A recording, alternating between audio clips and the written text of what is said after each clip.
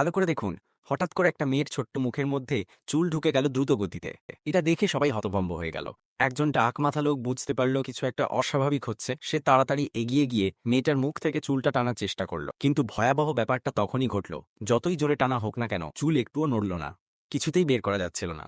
এটা ছিল একেবারে অস্বাভাবিক। সবাই নিজেদের রক্ষা করতে আত্মরক্ষার মন্ত্র পড়তে লাগলো, যেন চুলগুলো ওদের জড়িয়ে না ফেলে। এতক্ষণ চেষ্টা করার পর হঠাৎ মেয়েটার মুখ থেকে একটা হাত বেরিয়ে এলো, সঙ্গে সঙ্গে চুল ছেড়ে দিল, আর সবাই হঠাৎ পড়ে গেল মেঝেতে। তখন বোঝা গেল মেয়েটা সম্ভবত কোনো দানবের কবলে পড়েছে। তারা দ্রুত তাদের তাবিজ আর পৈতৃক মন্ত্র বের করলো আর মন্ত্র পড়তে লাগলো।